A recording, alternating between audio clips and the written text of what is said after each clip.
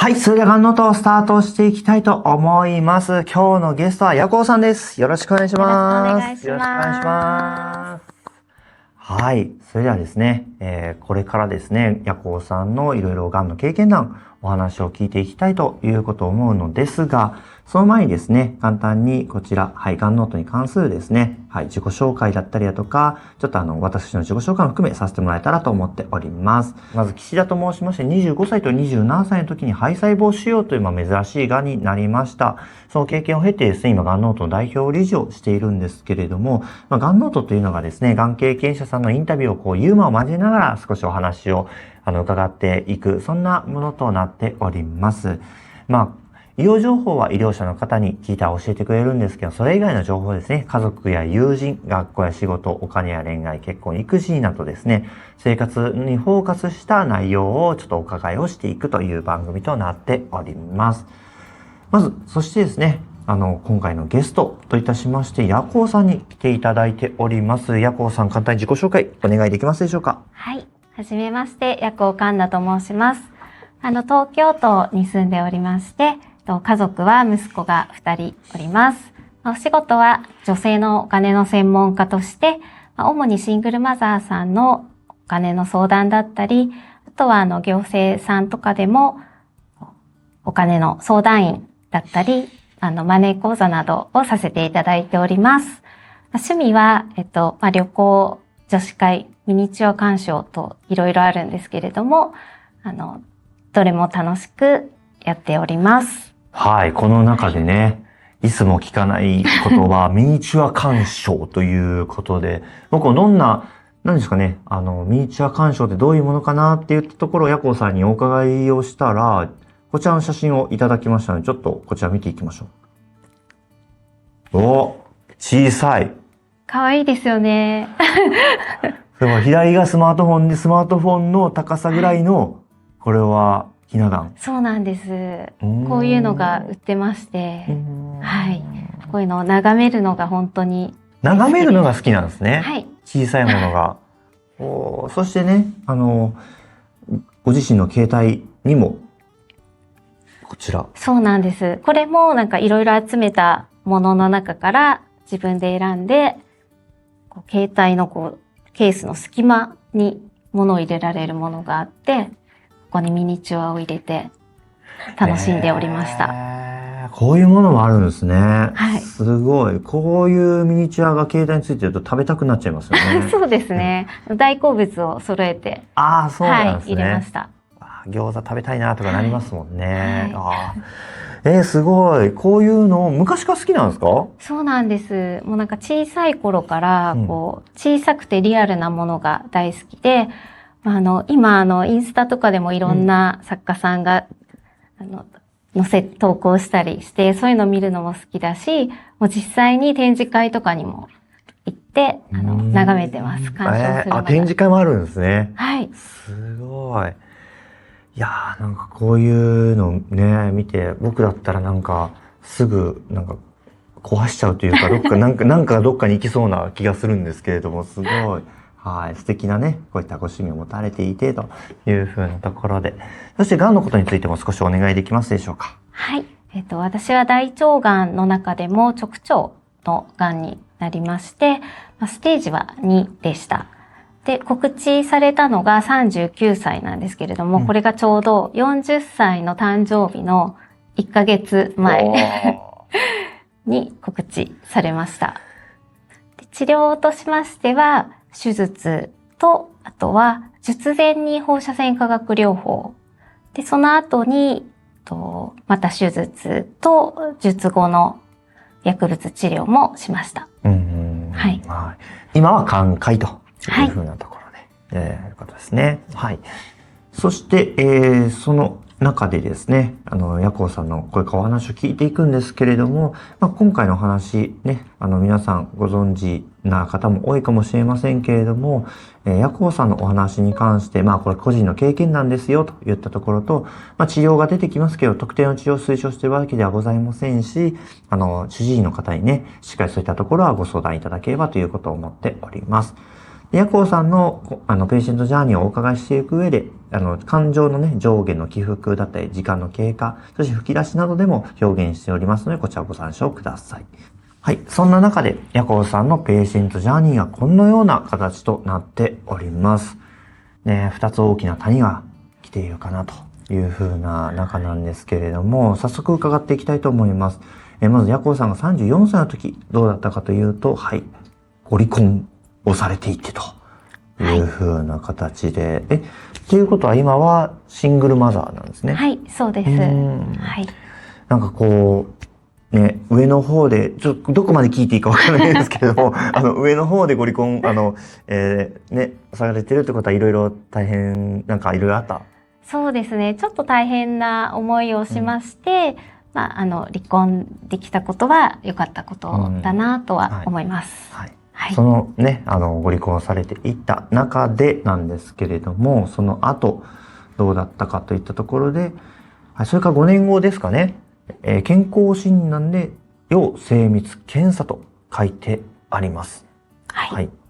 要精密検査とありますけれども、これは会社か何かの健康診断？はい、そうです。会社の健康診断で、検便潜血検査がありまして、それに引っかかりました。そして、要精密検査行ってくださいっていう、用紙が届いたので、行きました。ねえ、その時の気持ち、まだ高いってことは、そこまで、大変なことになると思ってない？そうですね。長男を妊娠した時に、痔になったので、それできっと、便潜血検査引っかかったのかなぐらいにしか思っていませんでした。そっか。はい。じゃあそういう、人間何か関係してるのかなみたいなぐらいで思っていて、その後ちょっと下がっていくのがこちら。はい。要精密検査だから内視鏡で見てみたってことですかね？はい、そうです。初めて受けました、内視鏡。内視鏡ね。検査。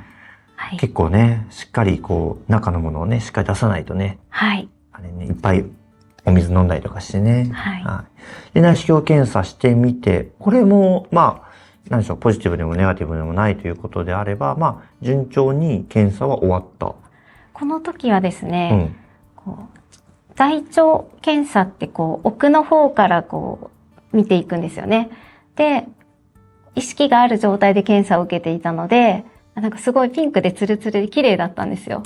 なんだ綺麗じゃんと思ってたら、最後の最後に、なんかちょっと悪そうなやつが見えまして、これはなんだろうみたいな気持ちにはなったんですよね。はい。っていうことは、あれですか、ちょっと脱線しちゃうんですけど、ヤコウさんは麻酔とかをかけずに自分で見てってことは、はい、その場でちょっとなんかぼんやりはしつつ、ちゃんと意識はある状態で検査受けました。で、最初綺麗なっていうところから最後の方で、何かみたいな。そうです。やっぱ先生の手が止まるというか、なんかなるんですか、その時は？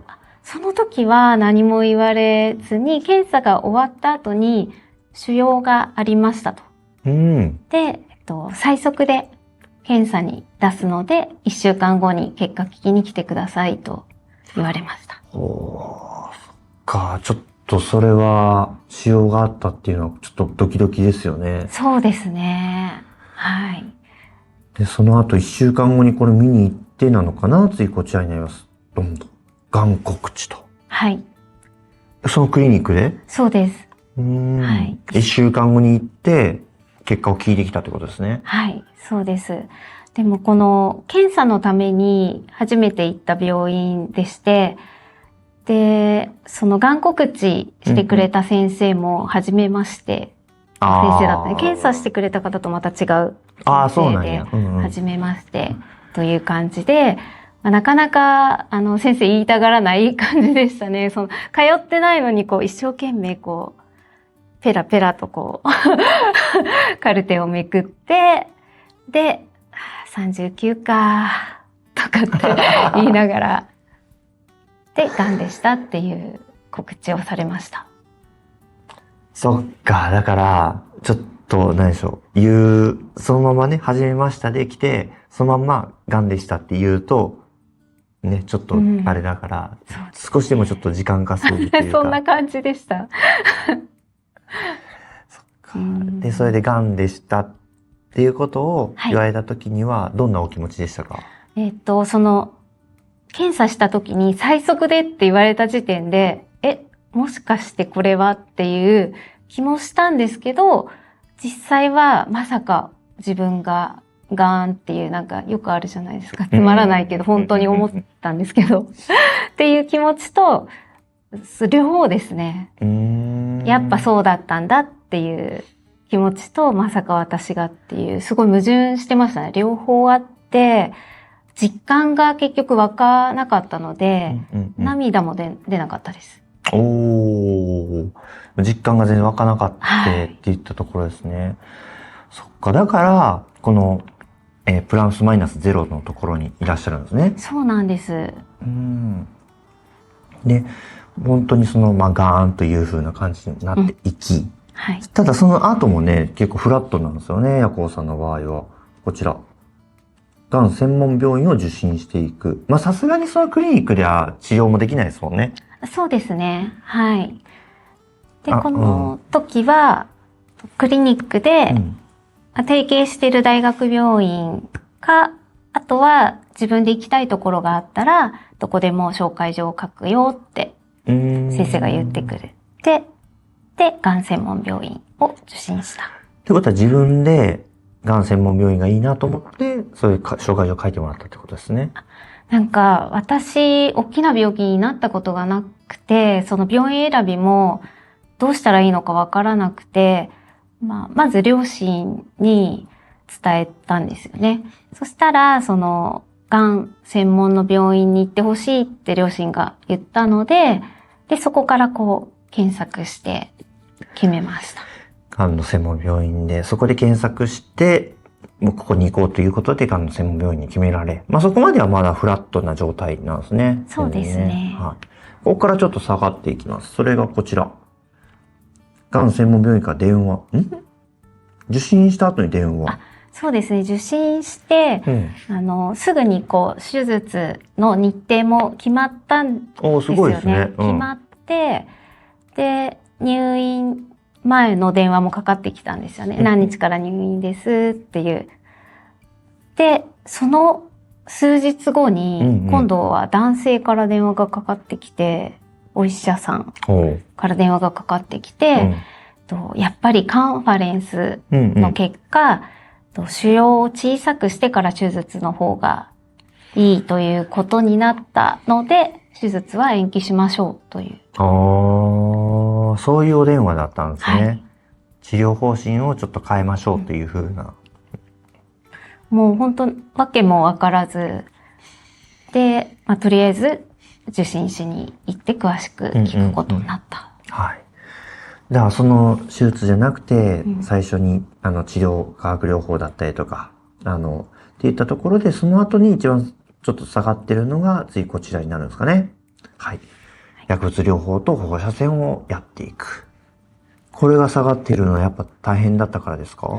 そうですね。放射線治療が、毎日、月曜日から金曜日まで毎日通って、1ヶ月半ぐらいだったんですけれども、最初は良かったんですけど、副作用がとてもひどくて、私は下痢になりました。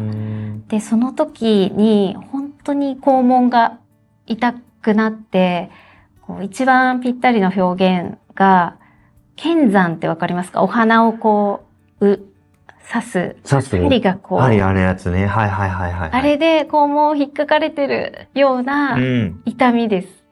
下痢になるたびに。下痢になるたびに。本当に痛くて辛かったです。うわー、そっか。はい。その痛さっていったところがあって、下がっていっているって感じなんですね。そっか。放射線 50.4 グレームっていうのは結構、あれですね。すごい、毎日やられたんですよね。そうですね。何日間ぐらい月曜日から金曜日毎日を1ヶ月半ぐらいなので、ぐらいを。はい。何回だったかな。ああ、けど毎日、その平日通われるってことですか？そうです。はい。それも大変ですね。うん。だからそういう剣山の痛みもありながら、はい。治療も、で下がっていって、で、それ1ヶ月半以上、やっていった中で、その後普通に次が、おー、よかった。腫瘍が小さくなるということで、やった甲斐がありましたね。そうですね。治療の会がありました。はい。小さくならなかったら、手術で切り取る部分が大きくなるみたいなお話だったので、腫瘍が小さくなってよかったという中で、その一方でこちらもあるんですね。はい。彼氏に振られるということで、彼氏振られる。彼氏は、どの時点からいらっしゃったんですか？この時は。この時は、半年ぐらい前ですね、確か。がんの告知は受ける前。受ける前です。受ける前から。受ける前に、そう、お付き合いお付き合いされてて、で、がん告知があって、で、治療を始めて、最初は、寄り添ってくれてたんですけど、だんだんちょっと気持ちが離れてるなっていうのは、うっすら感じてたんですよね。で、腫瘍が小さくなって、すごく嬉しくて、彼に報告したら、その日に振られました。支えられないと。支えられないと。はい。うわー、こういう時にね、支えてくれるのがね、だけど、治療が、副作用が辛くて、辛いって私が結構言っていたので、結果が良くて、久しぶりに多分喜んでいる。そのタイミングじゃないと言えなかった。辛い言ってる人に別れようは多分言えなかったんですよね。はあ、そういうもんなのかな。だと私は思います。なのでそれはそれでそうだよなっていう。理由は聞いたんですか？なんか。でもやっぱり支えられないっていうところです。そうですか。はい。いやその中でね、腫瘍が、だから小さくなったのと、彼氏振られるのでプラマイゼロっていうそうです。そっか。はい。で、またね、恋愛結婚の質問の時にまたちょっとお伺いもしていきますけれども、今はね、ちょっとそのペーシェントジャーニーを進めさせていただきます。その後上がっていく。これに関しては、お友達と旅行と。はい。やっぱり持つべきには友達だと。そうですね。はい。私は手術で一時的に人工肛門をつける予定だったので、その前に温泉に入りたいなっていうのがあって、お友達と四国の道後温泉。道後温泉。はい。行きました。いいですね。はい。愛媛松山。はい。すごい。温泉旅行に行って、そしてリフレッシュし、その後ちょっと下がっていくのが、手術ね。はい。この手術で、一時的な人工肛門になっていくと。はい。そして腹腔鏡下 ISR って書いてあるんですけれども、これどんな手術なんでしょう？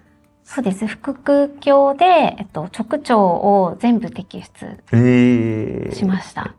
あとは、肛門括約筋を一部切除という手術でした。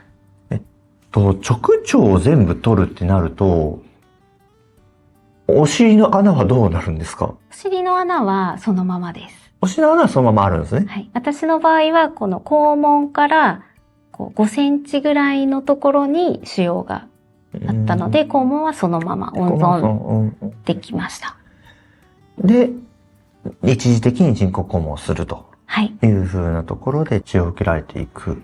それが、これもあれなんですね。そこまで下がってはないんですね。そうですね。本当に、あんまり実感がなかったんですよね。手術してる？手術の前日ぐらいまで。ああ、ほうほうほう。その一時的な人工肛門をつけるのも、病院で、うんこう入院の前に、面談みたいな説明とかがあるじゃないですか。その時に、ビデオだったか DVD だったか、そのストーマ、人工肛門についての動画を見たんですけれども、その時も、自分にそれがつくっていう実感がどうしても湧かなくて、ふーんみたいな感じで見てたんですけれども、手術の前日に印をつけるんですよ。その人工肛門をつける場所、マジックでさすがにそれをされた時に、本当につくんだみたいな感じで、ちょっとやっぱ不安になりましたね。はい。そうですよね。自分のね、体がちょっとそういう人工的なものが入って、手術もどれぐらいの時間かかったんですか？4時間ぐらいだったかな。比較的短かったと思います。はい。手術を受けられていき、そういったことがあった中、上がってるっていったところはいいことなのかなと思いますけれども、検査の結果、リンパ節の転移になると。はい。いうことで、よかった。これは、じゃあ、いろんなとこに、飛んでないから、はい。それだけで手術は終わり。はい。そうです。はい。これは本当にほっとしましたね。そのがん告知された時は、3から4だよ、みたいに言われたんですよ。あ、そうなんですね。はい。で、がんの専門病院受診して検査をしていく中で、明らかな、転移は見られません。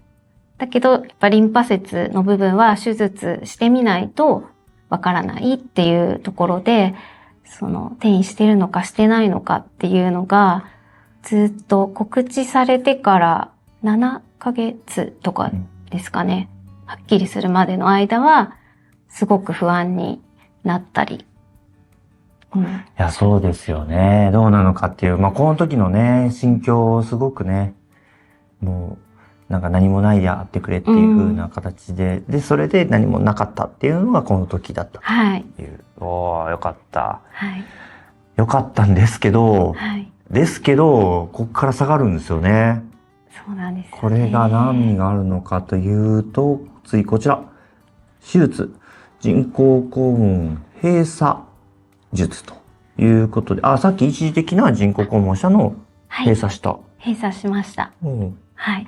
それだけ聞いたら全然いいように思えるんですよね。そうなんですよね。ただ、術後の痛みも最初の手術より痛かったんですよね。あと、もともと血圧が低めで、その術後の痛み対策で、硬膜外麻酔って背中からやるやつね。やるやつ。で、痛くなったらボタンを押したら収まるよっていうのを使ってたんですけど、血圧が低すぎて、それを使うと血圧が下がりすぎちゃうから、もう使えませんって言われちゃったんですよ。そういうことあるんですか？はい。それで、あるのに使えなくて、もう本当に痛くて、すごい辛かったですね。痛み止めは飲んだんですけど、ダメで効かず、もう冷や汗かく感じで、眠いし、痛いし、みたいな感じでした。うわー、痛み止め、無理で、それってきついですね。はい。寝たと思って目覚めると、まだ1時間しか経ってないみたいな。そんな感じで。あとはやっぱり私、人工肛門を閉鎖した後に、後遺症で、トイレが頻回になったので、もうそれがものすごく大変でした。あと最初ずっと下痢だったんですよね。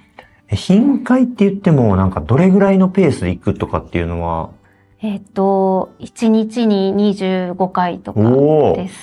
1日に25回とかでしょ？だって1日24時間だから1時間に1回以上で、プラス寝てる時間もあるから、ほぼなんか1時間に1、2回は行かないといけない？そうですね。そういう感じでした、本当に、最初は。最初はね。そう。で、たくさんトイレに行くと、やっぱお尻もヒリヒリするじゃないですか。もう嫌ですよね。単純にね。その痛みと手術の痛みとっていう、眠れない。眠れないとか、そういったものもあって、こちら、ドンと下がっている。一番きつい感じですもんね、この中ではね。そうですね。本当に一番辛かったのがこれですね。はい。そっか。で、無事ね、人工肛門は、ね、閉鎖できたけれどもっていったところでね。そんな中で、実は、彼氏ができるということで、これは前の彼氏さんとはまた違いますよね。はい。この時は、手術の前に、支えたいって言ってくださる方が現れまして。支えられないと振られたと思えば、支えたいと言ってくださる方もいたっていう。すごい。支える方ができて。そして、じゃあこっから頑張っていこうって一緒に頑張っていこうってなれるわけですね。そうですね。ちなみに今も支えてくださっては？今は、お別れします。いろいろありますね。そうですね。結構この時はもう支えてくれて？本当に感謝してます。よかった。よかったのか悪かったのかあれです。この時はね、支えてくれてと言ったところで、その後、こちら、復職となっていきます。復職、これはもう、お仕事の話っていうのは今まで出てこなかったのか。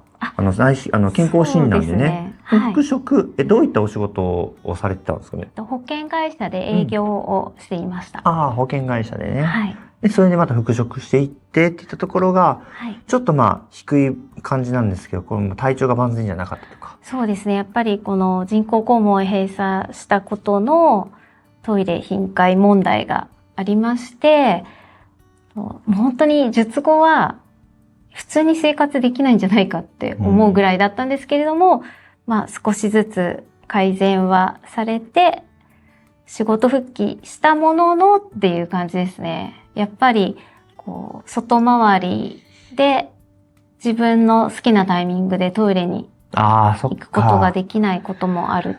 しかもね、お客さんがいる前で、そんなにトイレに何回も行けないですもんね。そうなんですよ。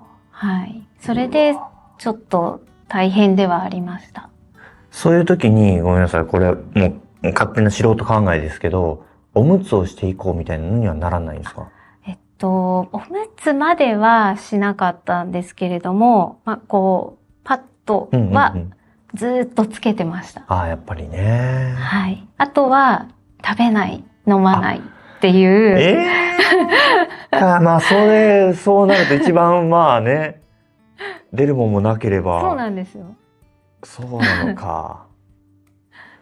それがあるんですね。そういう工夫はしてました。そっか、それはいい工夫なのか悪いあれなのかわかんないですけど、お仕事っていうあれの関係ではね。ありがとうございます。そういう復職でもね、いろいろ大変な中、その後、こちら部署移動されていくということで、部署移動はこれちょっとポジティブな形でいただいてますけど。そうですね。結局営業が大変だなってなった時に、転職しようかなとかも考えたんですけど、たまたまそのタイミングで、内勤、完全内勤で部署移動できるっていうことになって、ありがとうございます。思いました。そうするとね、もうトイレの心配がね、もうすぐ行ける場所にあるという風な形で、それは良かったかなって言ったところはありますかね。そこからも上がっていくのみになるんですが、こちら退職しフリーランスへということで、お仕事はそっか、もうそのまま退職されていくのか。そうですね。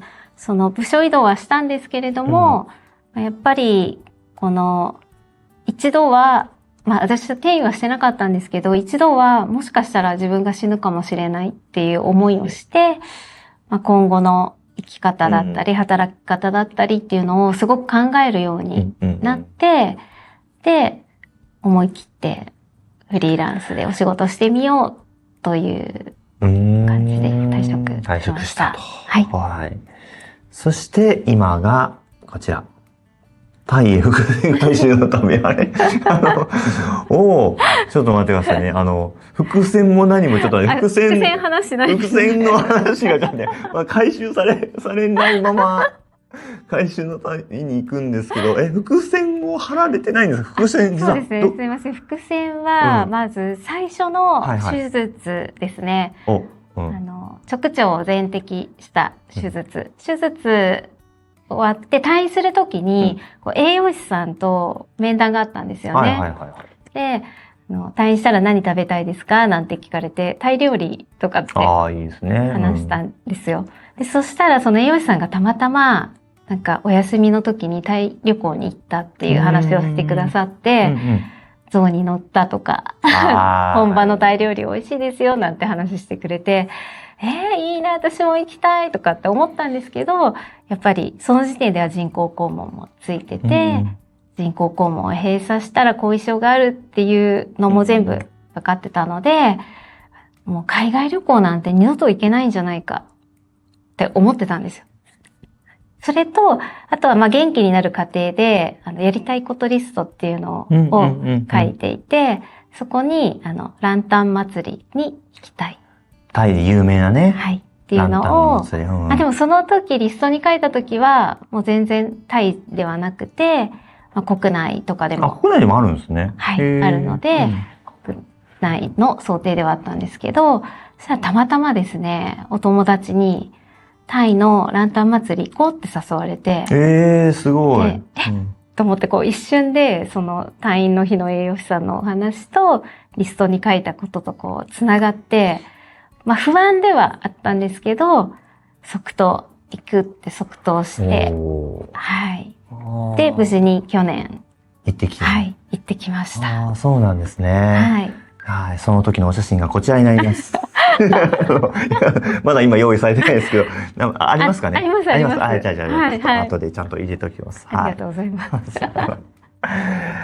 じゃあ、すごい、そういうね、伏線を回収して、ランタン祭りに行けたよっていう、時っていうのが、一番上がっているところかなということですね。ありがとうございます。はい。それではですね、ここからですね、各項目に分けて、より詳細のことをヤコウさんにお伺いしていこうかなということを思います。まず一つ目がこちらになります。病院治療の選択というお話になります。病院のね、選択に関しては、がんの専門病院に行くっていうところに関しては、親御さんから、そういったところに行ってくれっていうことで、ご自身決められたと思うんですけれども、どうでした？がんの専門病院行ってみて。そうですね。こんなにがんの人っているんだって思いました、まず。そうです。全員がんの方ですからね。びっくりしました。あとは、がんの専門病院もたくさんある中で、決め手は、うちから行ける、自分が通える距離とかを考えたのと、あとは、そのホームページ見ると、治療待ち日数みたいなのそういうのをね、書いてくださってる病院さんありますよね。あるんですよね。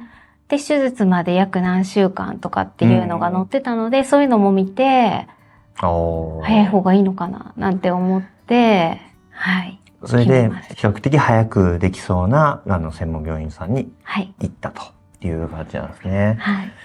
ちなみに、このね、治療に関しましてなんですけれども、こちらの治療、薬物療法、放射線とかね、手術をしたりだとかありましたけれども、この治療の選択に関しては、もう先生から言われたままこうしていくのか、それともヤコウさんも結構いろいろ考えて、こういうふうにしてほしいっていうふうなことあったのか、どうでしたか？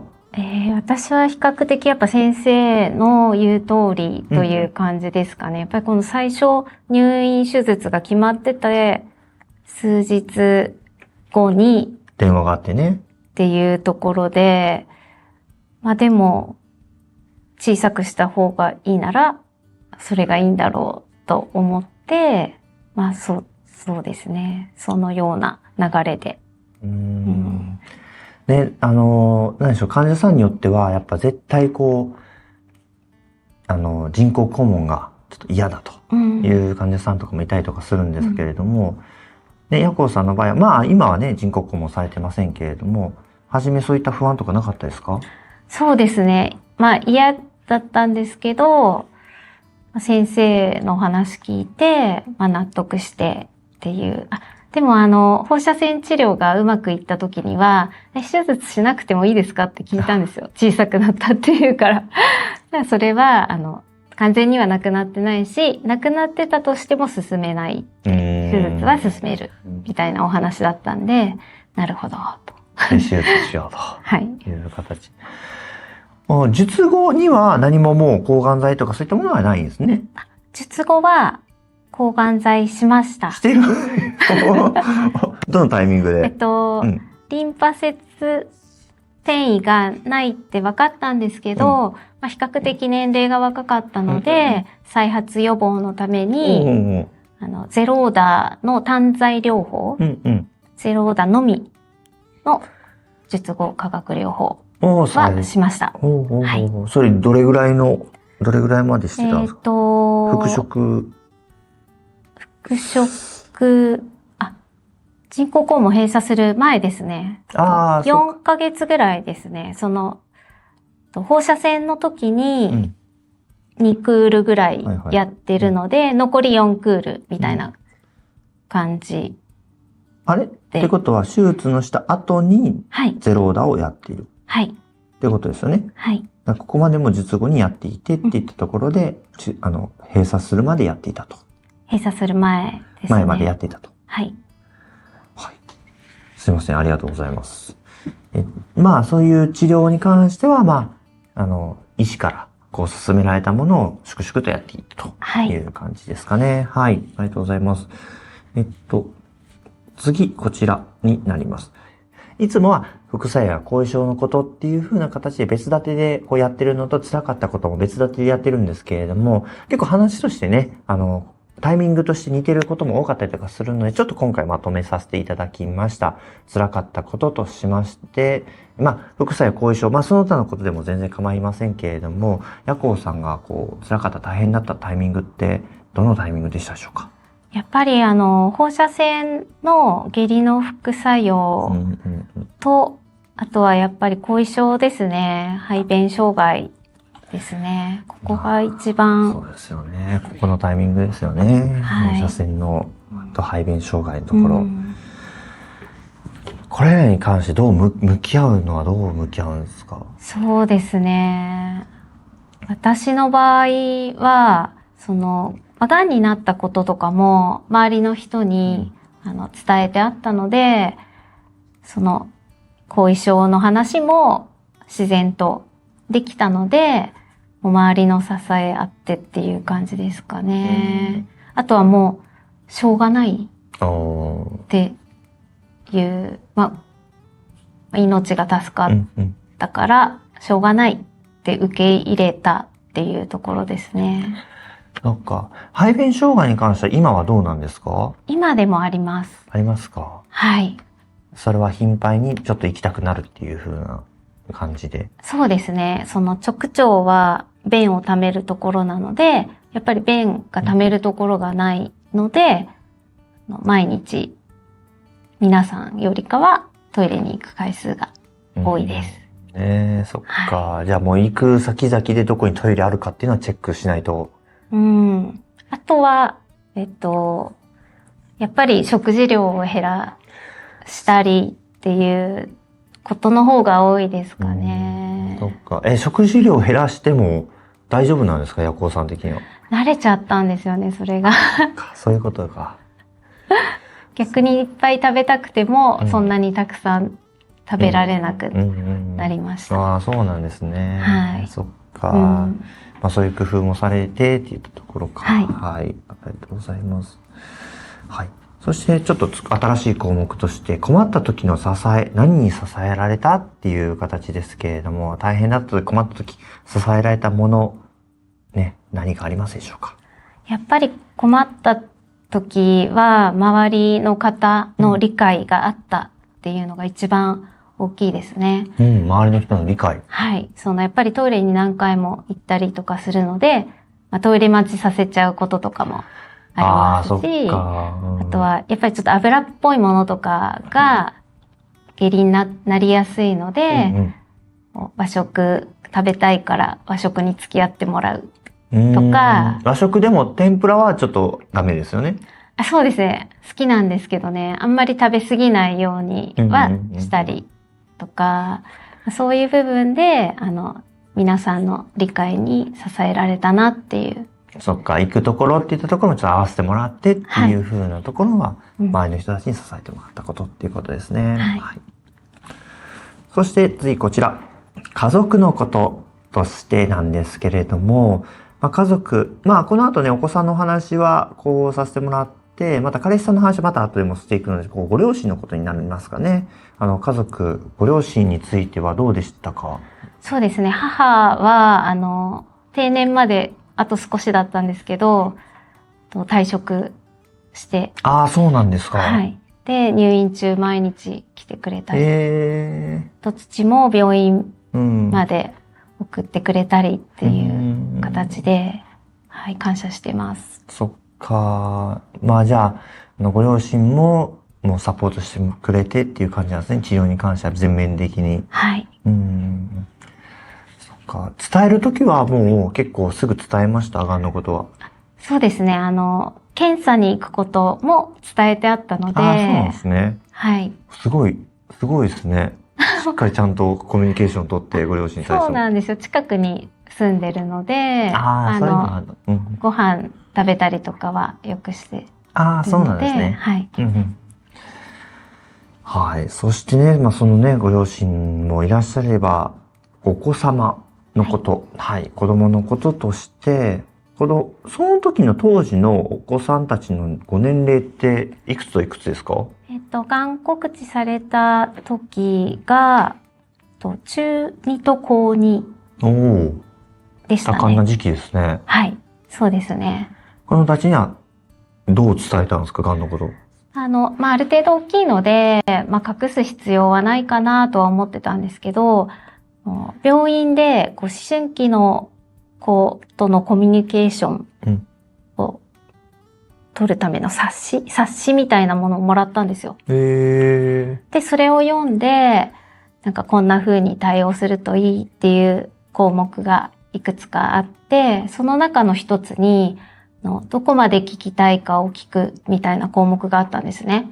で、私の中では、ちゃんと全てを伝えなきゃっていう発想しかなかったので、聞きたくない子とかもいるのかと思って、すごく参考になって、で、子供たちに、私、癌になったっていう、あと、とりあえず命に別状はないからっていう話と、どこまで聞きたい、詳しく聞きたいっていうのを聞いたら、次男はそんなに詳しく聞きたくないと言ったので、よかった、あの本読んでって思いました。じゃあ、長男さんと次男さんには言うことは別々に伝えたんです。伝えたっていう、話す内容を変えて。そうですね。話す内容を変えて伝えました。それぞれの受け止め方どうでした？でも特にそんなに変わらずでしたね。思春期の男の子なので、何か思ってても特に表には出さなかったのかもしれないですけど。全部伝えるはイメージできるんですけど、あんま知りたくないってことは、どこまで伝えたんですか、ヤコさんの場合。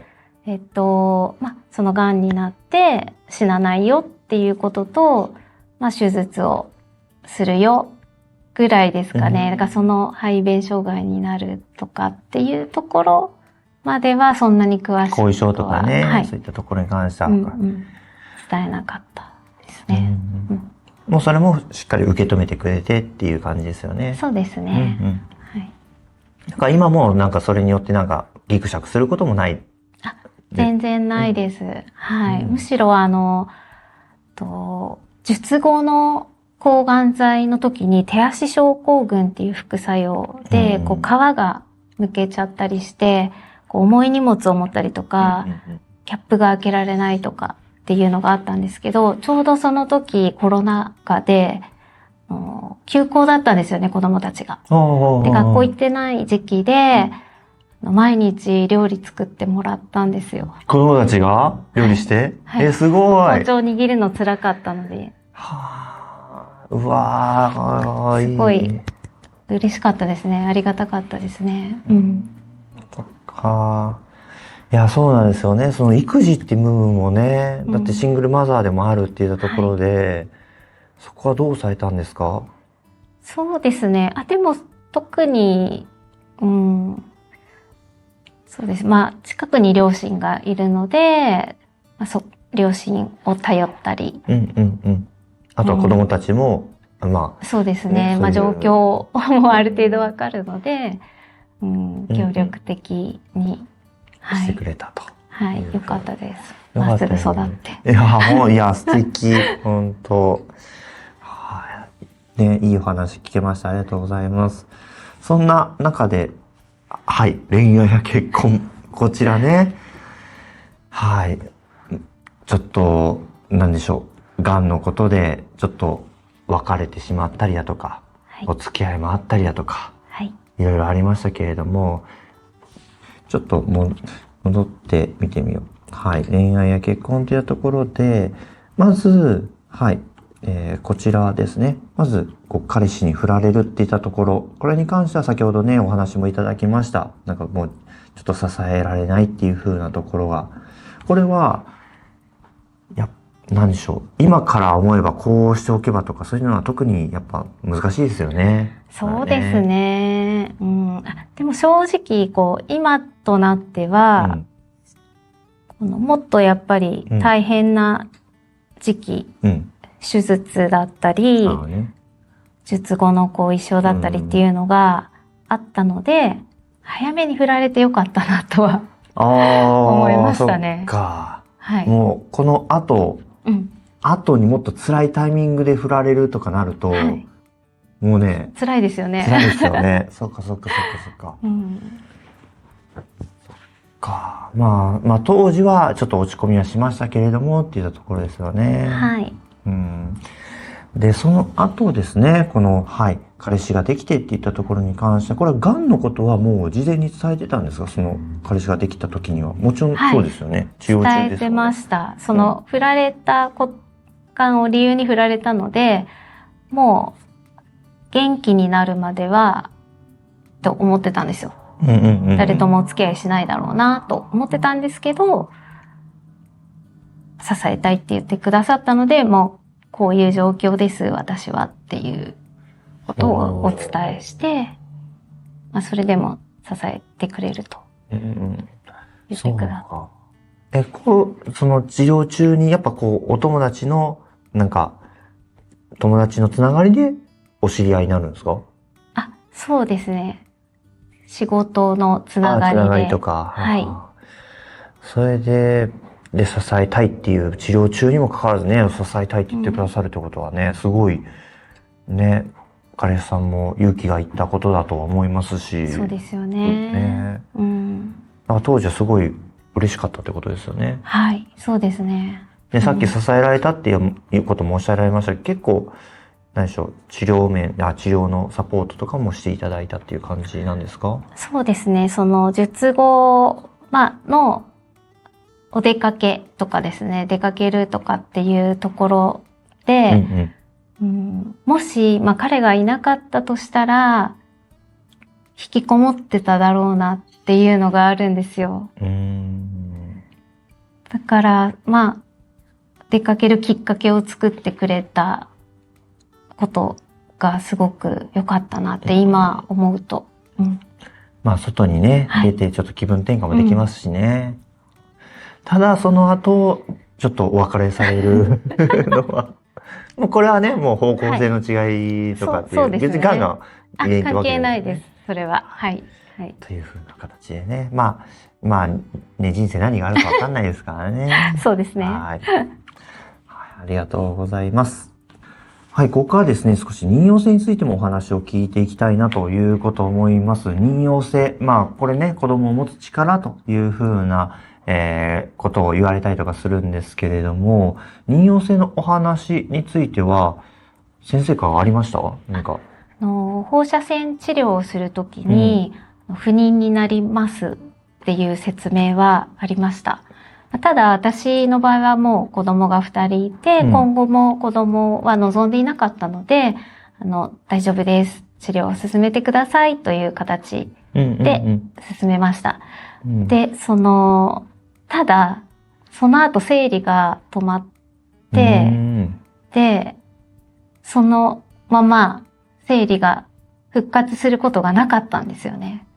私はなんか復活するのかなって勝手に思い込んでいて、で、復活はしなかった代わりに、こう、ホットフラッシュですね、こう、カーッとこう熱くなって、ちょっと汗ばんだりとかっていう、あれこれって更年期の症状っていう症状が出てきて、で、先生に相談したところ、手術が控えてたので、多分そうだと思うけど、とりあえず手術優先ねっていうことで、手術が終わるまでは検査とかもできなかったんですけど。とりあえずってなんやねんっていうね。そっか。で、手術が終わって、婦人科に回してもらって、検査を受けたら、閉経ですということだったので、そんな、ご自身の中ではね、その閉経するって思ってないですよね。そうなんですよね。私の中で不妊イコール閉経ではなかったので、驚いたんですけど、先生的にはそうだったのかもしれないですよね。いやー、まだ戻ってくると確かに僕も思いますもん。そうなんですよ。そっか。はい。なのでね、10年ぐらい早く閉経してしまったということで、早期閉経っていうことで、ホルモン補充っていう形で、お薬は今でも飲んでるんですけれども、私ぐらいの年齢だとそういう可能性もあると思うので、説明してくださるお医者さんが増えるといいなと思ってます。そうですね。いや、ちょっと皆さんもね、もちろん妊用性っていったところで、不妊になるっていったところは理解しても、その閉経がどうかっていったところも合わせてね、ちょっと聞いてもらえるといいのかなということ思いますよね、そこは。はい、そう思います。そうするとね、自分も心づもりだったりだとか、こうしていけばいいんだってまた情報もね、仕入れることできると思いますし、ヤコウさんは結構ショックでした？そうですね。ショックというよりかは驚いた。驚いた。なんか当たり前に生理が戻ると思ってたから、戻らなくてホットフラッシュみたいな。閉経したんだみたいな。そっか。はい。いや、ちゃんとね、説明しといてほしいですよね。そうですね。はい。ありがとうございます。はい。次に、お仕事のことなんですけれども、お仕事、保険会社さんでね、営業のお仕事をされていてっていう話もいただきました。お休みとかは普通に会社に言ってお休みもらえた感じなんですか？そうですね。最初の手術の時は、有給を使ってお休みして、で、2回目の手術の後は3ヶ月休職しました。はい。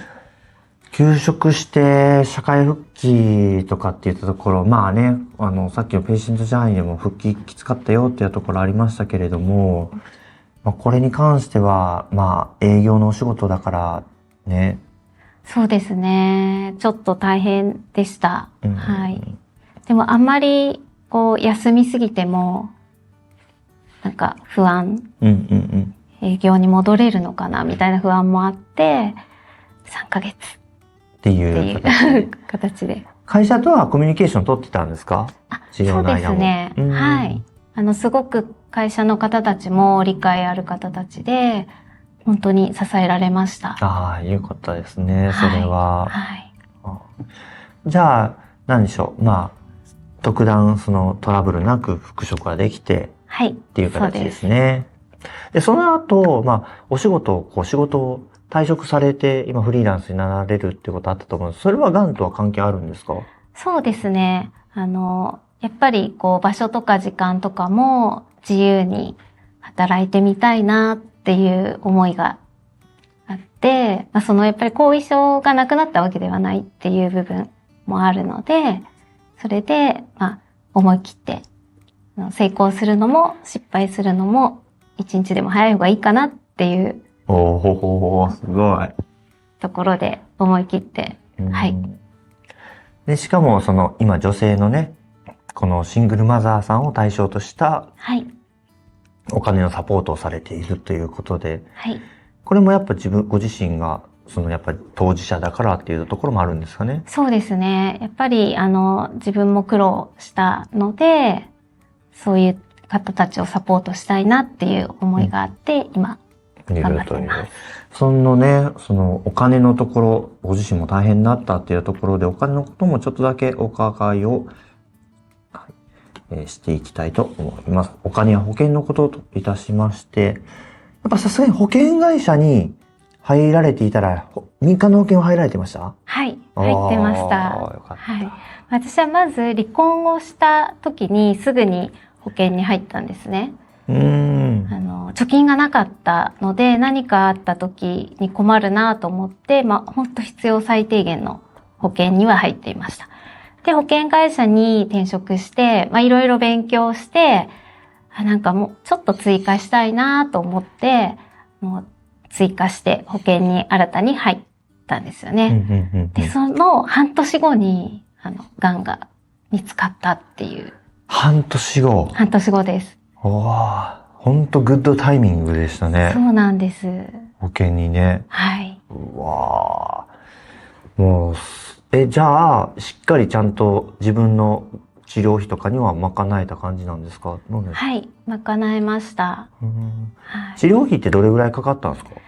保険の分と自費の分と合わせて、約130万円ぐらいですね。約130万円。はい。でももう半分ぐらいが個室の差額ベッド代です。やっぱ差額ベッドじゃない。やっぱ個室に入りたいと思ったのはどういう意図からなんでしょう？やっぱりトイレに行かなきゃいけないっていうのと、その2回目の人工肛門閉鎖術の後は絶対個室って思ってました。最初の時も、やっぱり初めての大きな手術だし、人の音とか気になって眠れなかったりとかも嫌だなと思ったので、個室を選びました。やっぱ個室でね、そうするとね、周りの人のいびきとかね、気にしなくていいですしね。そうなんですよね。トイレも近いし。確かに。頻繁に行かれるんだったらね、大部屋で誰かトイレ入ってたらね、ちょっとみたいな感じになりますもんね。はい。そっか。じゃあ個室にしてて、正解だったってことですね。そうですね。ヤコさんの場合ね。そっか。全部、民間の保険に賄えました？あとは普通に休職してた間は傷病手当と、あとは会社の賦課給付っていう制度があったので、結構抑えられた。よかった。会社の団体保険っていうのもあったので、そこからも会社が入ってる団体の保険で、保険金いただいたりっていうので、お金の面ではそんなに困らなかったです。そうなんですね。はい。さすが。はい。じゃあね、お金の面では困らず治療ができたというところで、そんな中で、はい。工夫したこと、今の日常生活でも治療中でも構わないので、何か工夫したこと、していることありますか？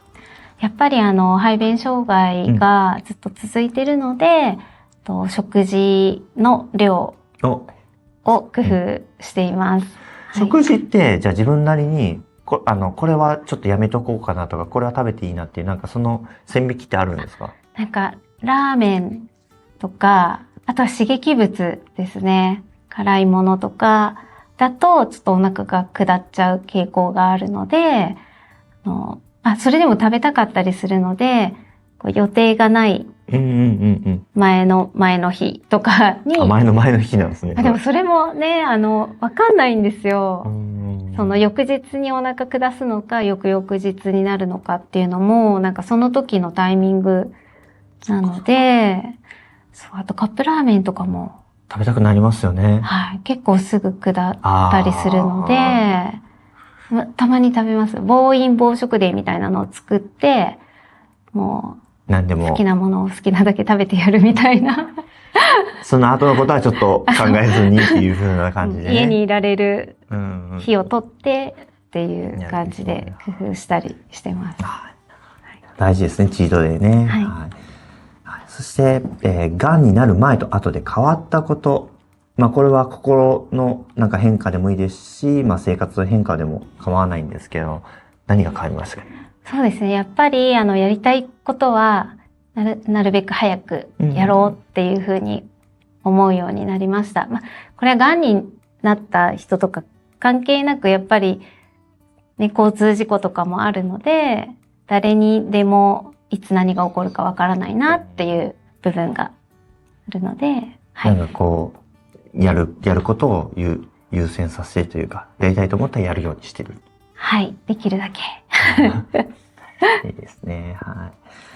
そして、こちら、新しい、項目なので、情報というものを入れてみました。情報、こちらはですね、なんかこういう情報を知ってよかったよとか、ありがたかったよとか、そういったものってヤコウさんの中であるかなと思って。はい。私は、癌になった時に、やっぱり、自分と同じ病気の人がどんな経過をたどるのかっていうのが知りたくて、アメブロにたどり着いたんですね。で、それで、やっぱり排便障害のところが一番気になっていたので、皆さん、先輩方の経験を読んで、やっぱラーメンは結構皆さんとか、あとでも、ね、3年4年とかって経つと意外と大丈夫だなとか、そういう情報を、はい、見て役に立ったので、私もアメブロは始めました。はい。そっか。ヤコウさんのアメブロは紹介しても大丈夫？はい。大丈夫。はい。じゃあちょっと後でここで貼らせていただきますね。はい。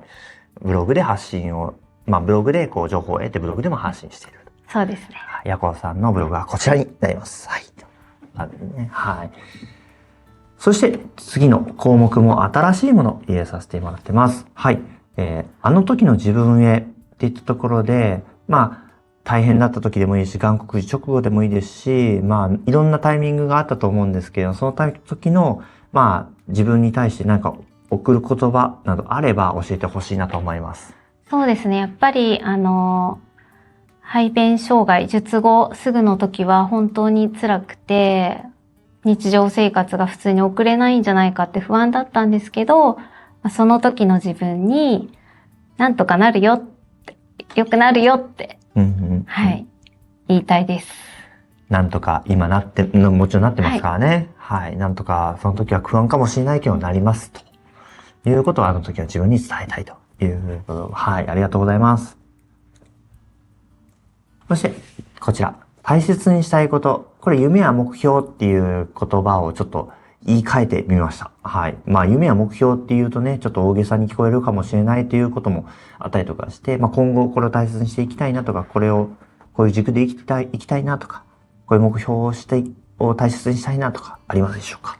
そうですね。やっぱり、がんだけじゃなくて、離婚とかもちょっと大変な経験をたくさんしてきたので、その経験を誰かの勇気とかにつなげていきたいなっていうふうに思っています。ね、だからこうやってね、がんノートにも出てくださったりだとか、ね、シングルマザーの方のためのちょっとサポートをされていたりだとかっていったところもそれにつながっているってことですよね。そうですね。はい。いや、今後、なんか目標としているものとかあるんですか？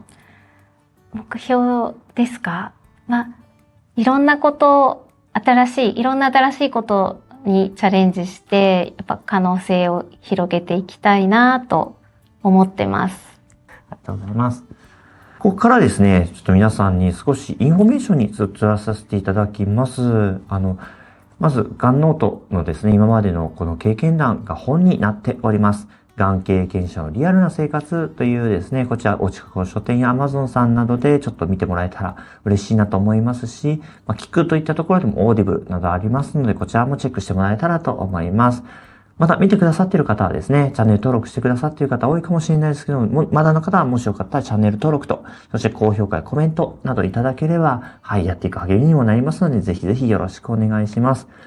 また、このがんの経験者さんいらっしゃいましたら、応募フォームといったものがホームページからございますので、そちらをですね、から応募してもらえば事務局から連絡が行きますので、ぜひこちらも、もしよかったらご検討ください。はい。